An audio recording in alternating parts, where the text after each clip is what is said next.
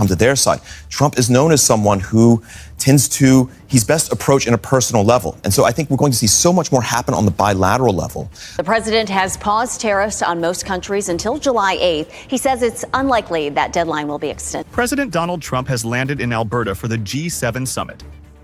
But this isn't just another round of photo ops and diplomatic niceties.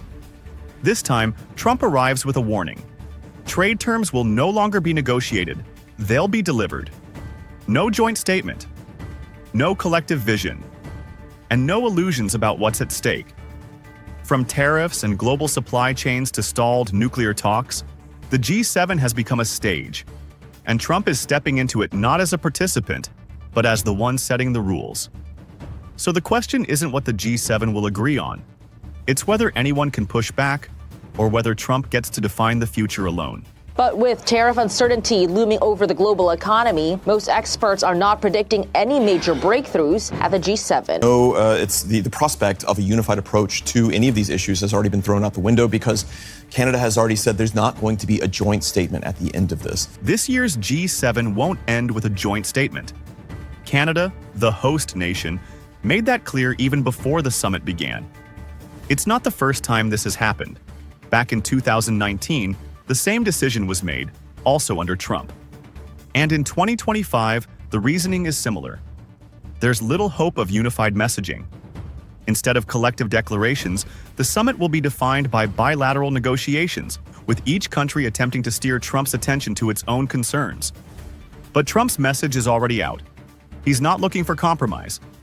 He's offering each country what he calls their best rate and expects a yes or no by July 8th. Trade, not diplomacy, is taking center stage. Trump has warned that if new bilateral deals aren't reached soon, he will impose unilateral tariffs across the board. The current pause on tariffs is set to expire on July 8th. Trump told reporters, "We'll just send them a letter. If they want a better deal, this is their chance." The proposal? Every country receives a customized tariff rate. Take it or leave it. This approach reflects Trump's broader philosophy, tariffs as leverage, not punishment. He argues that high import duties will push companies to reshore production to the US and rebuild industrial strength. But allies remain unconvinced. European officials say the uncertainty is already freezing long-term investment. Japanese automakers have warned that constant tariff threats make it difficult to plan production cycles. Even within the US, business groups are voicing concern. The National Retail Federation, in a June 12th press release, said that sudden changes to tariff rates could raise prices for American consumers, particularly on electronics and home appliances. Meanwhile, several G7 partners are exploring limited workarounds. Some EU officials are reportedly discussing sector-specific deals focused on green tech and rare earths. Japan is pushing to finalize a digital trade framework before the July 8th deadline. But these are still early conversations. According to a DW News report on June 15th, most leaders arriving in Alberta are not expecting breakthroughs. Their priority is simple: manage the pressure, avoid escalation, and keep supply chains functioning. Trump's posture on foreign policy may be less direct, but it still influences the summit. On Iran, he's walked a fine line, denying U.S. involvement in recent airstrikes while warning of unmatched force if attacked. He had previously said a nuclear deal with Iran was close, but since the escalation, that optimism has faded. Talks scheduled for June 15th in Oman were canceled by Iran. On Ukraine, Trump has stayed vague. While President Zelensky urges stronger U.S. support, Trump has made no specific commitments. Still, leaders know these geopolitical flashpoints are tied to economic outcomes, from energy markets to defense spending. They'll try to read between the lines of what Trump doesn't say. This is not a summit about consensus. It's a summit about leverage. Trump isn't asking what the G7 can agree on. He's telling them what deal they can accept, and when. And for the rest of the world, that leaves two options: take the deal, or prepare for what comes next. As Trump's threats of tariffs and annexation against America's northern neighbour have escalated, Canadians have apparently started looking to the EU as a backup bestie. Trump didn't just raise tariffs on Canadian steel and aluminum. He may have just pushed Canada toward Europe. Between Trump's One Big Beautiful Bill, new 50% tariffs, and public threats of more to come, Canada's leaders are rethinking their future, and the European Union looks more attractive than ever. So, could Canada really seek to join the EU to escape US instability? Let's take a closer look. Legally, the path won't be easy. Under Article 49 of the Treaty on European Union, only European states may apply for membership. But there's no clear definition of what that means. A 1992 European Commission document cites geographic, historical, and cultural elements, allowing for some flexibility. Cyprus, geographically in West Asia, joined in 2004. Turkey remains an official candidate. Still, when a European Parliament member proposed Canada be considered, the European Commission firmly rejected it.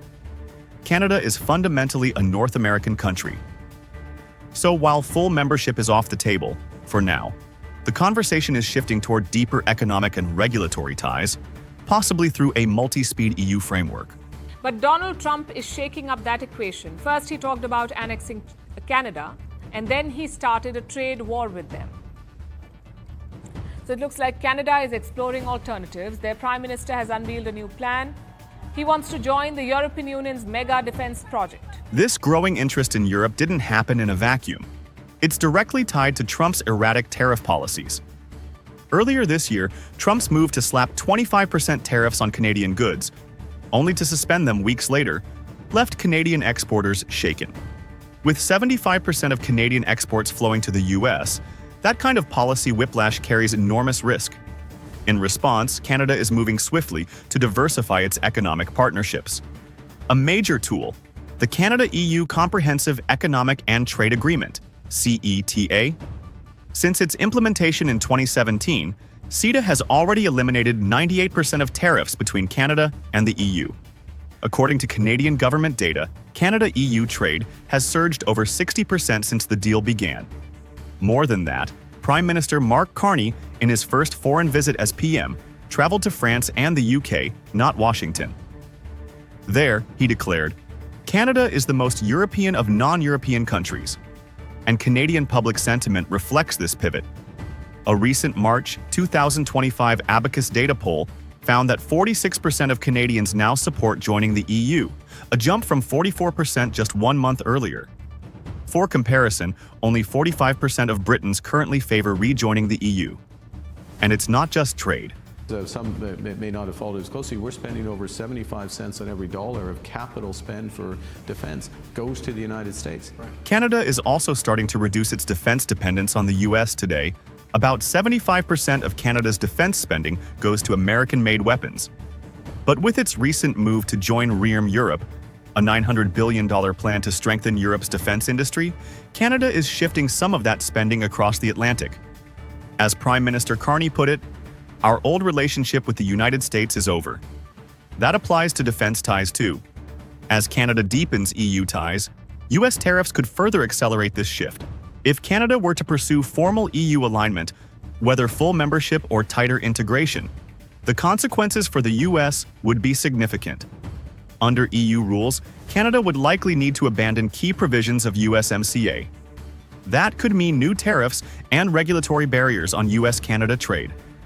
For context, 50% of Canada-US trade involves intra-company supply chains. Over 1.4 million US jobs are tied to exports to Canada. In 2024, Canada-US goods trade totaled nearly $1.3 trillion. Brookings Institution projections show a 25% tariff scenario could slash US exports to Canada by 6 to 9%. Meanwhile, Peterson Institute estimates that if USMCA collapses, US GDP could fall by 0.5 to 0.6% within a few years. That's not to mention the billions the US could lose in defense sales if Canada formally aligns with the EU. Trump's tariffs may not just hurt American exports, they could also drive away one of the US defense industry's closest partners. So, will Canada actually join the EU? Legally, it's unlikely anytime soon, but economically and politically, Canada is moving closer to Europe, and Trump's trade policy instability is accelerating that shift. For US businesses and policymakers, the message is clear. Instability comes at a cost.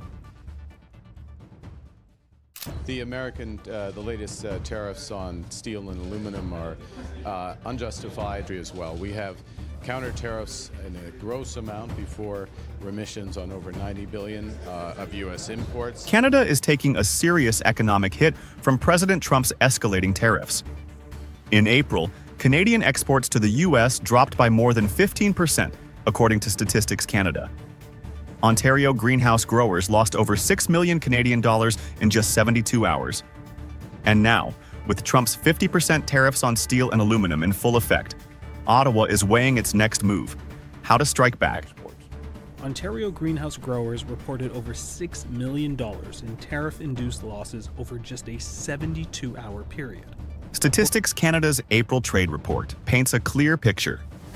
Canadian exports of consumer goods fell by 15.4%. Motor vehicles and parts dropped 17.4%. Overall, exports to the U.S., Canada's largest trading partner, slumped, pushing Canada's trade deficit to a historic high. This partly reflects a front-loading effect, as businesses rushed to export ahead of the new tariffs.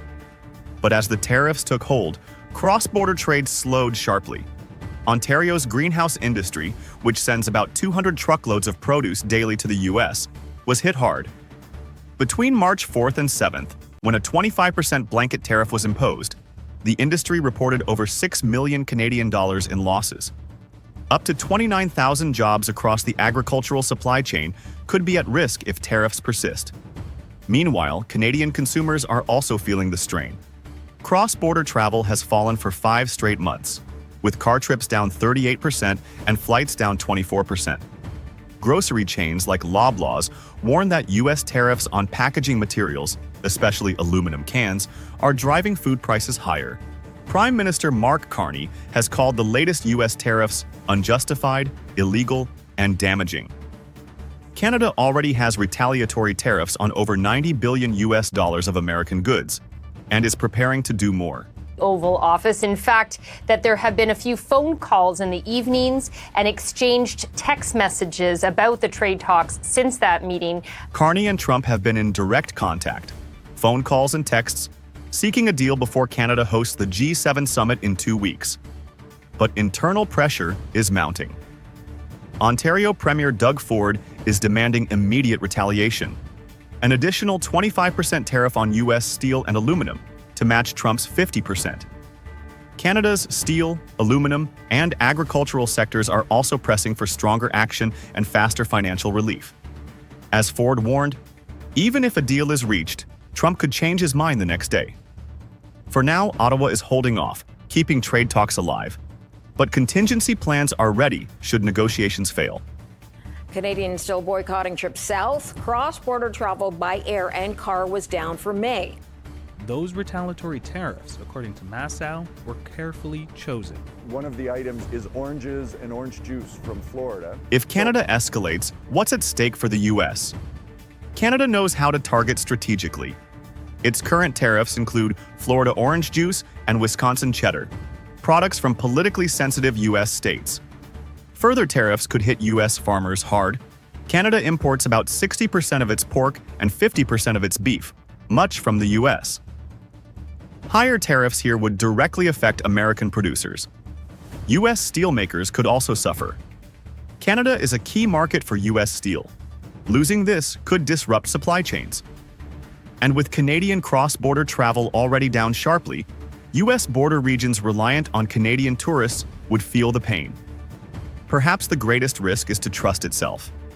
As one Canadian agriculture leader said, "What was once a predictable, deeply integrated system now faces an uncertain future." Businesses on both sides are already rethinking their supply chains, changes that could long outlast this trade fight. So far, both sides are hurting. Canada faces real pressure to protect its industries and workers. And for the U.S., a deeper trade war risks undermining key markets, just as its own economy shows signs of slowing. With the G7 summit fast approaching, time is running out. Thanks for watching, and we'll see you in the next update.